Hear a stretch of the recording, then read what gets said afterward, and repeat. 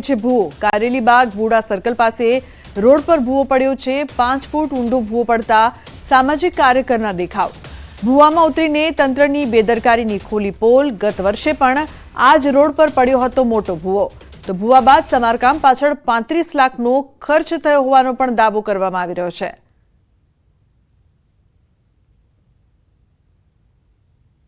કે 35 લાખ રૂપિયા જેવી મહત્તમ રકમ જ્યારે વાપરવામાં આવી હોય ત્યારે ફરીથી જ કહેવાય છે કે એ જગ્યા ઉપર થોડા અંતરે જ્યારે મસ્ત મોટો ભૂવો ફરીથી નિર્માણ થયું છે। એટલે કહેવાનો મતલબ કે વડોદરા શહેરની તિજોરી તળિયા જ અટક કરવાનું આ એક ષડયંત્ર છે। સુરતમાં નવી સિવિલ હોસ્પિટલના તબીબના આપઘાતનો મામલો। રેડિયોલોજી વિભાગમાં ફરજ બજાવતા ડોક્ટર લોકેશ દેવાંગે હોસ્ટેલ રૂમમાં ફાંસો ખાઈને જીવન ટૂંકાવ્યું। પ્રાથમિક તપાસમાં સામે આવ્યું છે કે ડોક્ટર વર્ષ 2024થી સાઇટ્રિક બીમારીની દવા લેતા હતા અને ઘણા સમયથી તેઓ ડિપ્રેશનમાં પણ હતા। હોસ્ટેલમાં અન્ય ડોક્ટર દ્વારા ટ્રોમા સેન્ટરમાં સારવાર માટે લઈ જવામાં આવ્યા હતા, જ્યાં ડોક્ટર દ્વારા મૃત જાહેર કરવામાં આવ્યા હતા। પોલીસે ગુનો નોંધીને વધુ તપાસ હાથ ધરી છે। ખડોદરા પોલીસની હદમાં આવેલ સિવિલ વિસ્તારમાં પીજી હોસ્ટેલમાં એક વિદ્યાર્થીએ આત્મહત્યા કરેલ છે, જેનું નામ લોકેશા એ છે, જે મૈસૂરના વતની છે અને અત્યારે રેડિયોલોજીસ્ટના સેકન્ડ યરમાં અભ્યાસ કરતા હતા અને પ્રાથમિક રીતે તેમને ગળા ફાંસો ખાઈને આત્મહત્યા કરેલ છે। તેમનું પીએમ ફોરેન્સિક સાયન્સથી કરાવેલ છે, ડેડ બોડી સોંપેલ છે, આગળનું ઇન્વેસ્ટિગેશન ચાલુ છે। પ્રાથમિક રીતે તપાસ કરતાં તેમની 2024થી સાયકેટ્રિકની દવા ચાલતી હતી અને પોતે ડિપ્રેશનમાં હોવાનું પ્રાથમિક રીતે અમારી તપાસમાં આવેલ છે, જેના વધુ વિગત આગળના ઇન્વેસ્ટિગેશનમાં પર્દાફાશ થશે। તો અમદાવાદના જમાલપુરમાં 700 વર્ષ જૂના મંદિરની જમીન પચાવી પાડવાનો પ્રયાસ કરવામાં આવ્યો છે, જે મામલે ગાયકવાડ હવેલી પોલીસે 2 આરોપીઓની ધરપકડ કરી છે।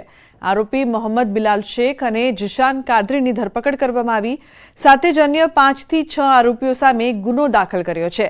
પૌરાણિક ત્રિકમજી મંદિરની 897 વાર જમીન કુખ્યાત હનીફ દાડી અને તેના પિતા પુત્રએ મળીને પચાવી પાડી, સાથે જ કલેક્ટરમાંથી મંજૂરી મેળવી દસ્તાવેજ પણ કરી લીધા। મંદિરની જમીનનો કેસ વર્ષોથી કોર્ટમાં પેન્ડિંગ હોવા છતાં દસ્તાવેજ કરાવ્યો હતો। વર્ષ 2023માં આરોપી નિઝામુદ્દીન કલેક્ટરમાં ખોટું સોગંદનામું કરી જમીન 2.36 કરોડમાં વેચી દીધી હતી। આ તપાસમાં સામે આવ્યું છે કે જમાલપુર ત્રિકમજી મંદિર 1990 સુધી મંદિર હતું। 1993ના બ્લાસ્ટ પછી મંદિરમાં દર્શન કરવા ન જતા જમાલપુરના કુખ્યાત ગુનેગારોએ મંદિરને પચાવી પાડવાનો કારસો રચ્યો। 20 વર્ષથી બિલાલ શેખે મંદિરની જમીન પર ગેરકાયદેસર દુકાનો બનાવી તેને ભાડે પણ આપી હતી।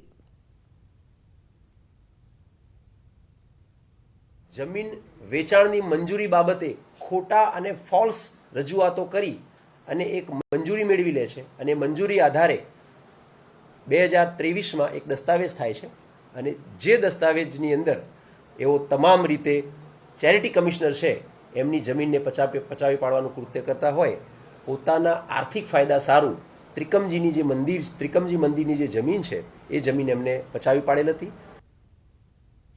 જમાલપુર ત્રિકમજી મંદિર વિવાદ મુદ્દે બજરંગ દળ પણ મેદાને આવ્યું છે। બજરંગ દળના પ્રમુખ જ્વલિત મહેતાએ માંગ કરી છે કે મંદિર ફરીથી ત્યાં બનવું જોઈએ।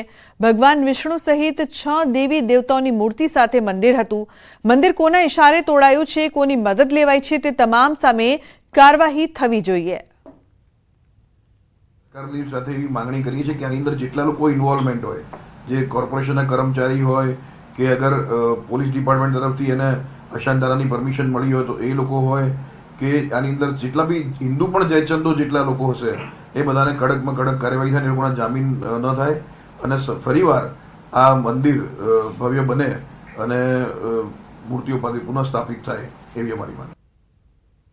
ધ્રાંગધ્રાના કોંડ ગામે ફાયરિંગ અને મારામારીનો મામલો। બંને જૂથના લોકો વિરુદ્ધ સામસામી ફરિયાદ દાખલ કરવામાં આવી। મોલના ઉદ્ઘાટનમાં આમંત્રણ ન મળવા મામલે મારામારી થઈ હતી। મારામારી બાદ અંદાજે 3 થી 4 રાઉન્ડ ફાયરિંગ કરવામાં આવ્યું હતું। ફાયરિંગ અને મારામારીની ઘટના સીસીટીવીમાં કેદ થઈ હતી। તો પોલીસે બંને પક્ષે ફરિયાદ નોંધીને વધુ તપાસ હાથ ધરી છે। આમંત્રણ ન મળવાના કારણે જે મંદુક થયેલું હતું તે કારણે બોલાચાલી થયેલી હતી। આ દરમિયાન કનકસિંહ ઝાલા દ્વારા બહાર જઈને પોતાના ફોર વ્હીલરમાંથી બંદૂક લેવડાવીને ફાયરિંગ કરવામાં આવેલું હતું. આ સમયે સામે પક્ષે પણ લોખંડના દાળિયા, લોખંડના પાઇપ વગેરે જેવા પ્રાણઘાતક હથિયારો દ્વારા હુમલો કરવામાં આવેલો હતો. આણંદ જિલ્લાના પેટલાદ શહેરમાં બાળ જન્મજાતિનું પરીક્ષણ કરતી પેટલાદની ખાનગી હોસ્પિટલ સીલ કરવામાં આવી છે.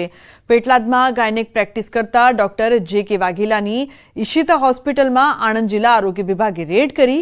બાતમી મળી હતી કે બાળ જન્મનું ગર્ભ પરીક્ષણ ઈશિતા હોસ્પિટલમાં થઈ રહ્યું છે, જે સૂચના બાદ આણંદ જિલ્લા કલેક્ટર અને જિલ્લા વિકાસ અધિકારીએ રેડ પાડી હતી.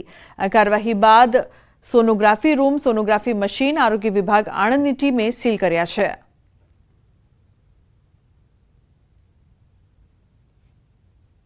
તો મહેસાણા જિલ્લાની સંકલન સમિતિની બેઠક મળી છે, જેમાં ધારાસભ્ય મુકેશ પટેલે અધિકારીઓ સામે નારાજગી વ્યક્ત કરી છે. મોઢેરા રોડના વરસાદી લાઇનના કામની ફાઇલ અટકાવવાનો આરોપ લગાવ્યો હતો. જિલ્લા કલેક્ટરની અધ્યક્ષતામાં યોજાયેલી આ બેઠકમાં નાગરિક પ્રશ્નો, પેન્શન કેસ, ઓડિટ બાકી સહિતના મુદ્દાઓ પર ચર્ચા પણ કરવામાં આવી છે. અધિકારીઓને સમયબદ્ધ બાકી કામના નિકાલની સૂચના અપાઈ છે. ચોમાસાની જે સિઝન ચાલુ થવાની છે એના પહેલાં પાઇપલાઇનનું કામ ચાલુ થાય એ જરૂરી હોય.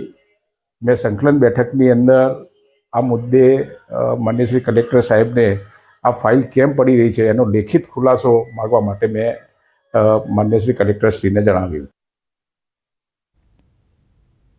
તો કેરી રસિયાઓ ઉત્તમ સ્વાદ, સુગંધ અને રસદાર કેસર કેરી માટે તાલાલા તરફ દોટ મૂકતા હોય છે, પરંતુ આજે અમે આપને એક એવા વિસ્તારની કેરીની વાત કરવાના છીએ જે તાલાલાની પ્રખ્યાત કેરીને ટક્કર મારે છે. અમરેલી જિલ્લાના જર અને મોરજર ગામની કેસર કેરીએ કેરી રસિયાઓને આકર્ષ્યા છે. ધારી તાલુકાના જર અને મોરજર ગામમાં કેસર કેરીનું ઉત્પાદન વર્ષોથી થાય છે. અમે ગીરની કેરી બહુ ખાધેલી છે, પણ જે આ ઝરમોરની જે કેરી છે ને, ઝરમોરની એના જેવી એકેય નહીં.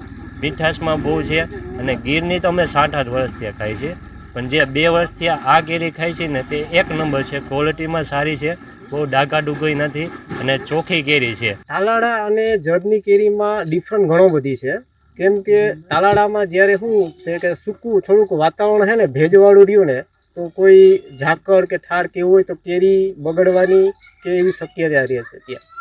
ને આ બાજુ સૂકું વાતાવરણ છે, એના કારણે આ બાજુ કેરી બહુ સારી મળી રહી આપણને. અહીંયા અમારા ગામની કેરી જર મોરજરમાં વર્ષોથી કેરી થાય છે, પણ આ 2-5 વર્ષથી આની ડિમાન્ડ વધી છે અમારા કેરીની. અમારે અહીંયા રેતરવાળી જમીન છે, પાણી મીઠું અને એકદમ ઓરિજિનલ કેસર કેરી જ અમે બધાને ખવડાવી છીએ અને ખાઈ છે. અમારે અહીંયા પાણી આમ તરત નીતરી જ જાય, પાણી પાવ એટલે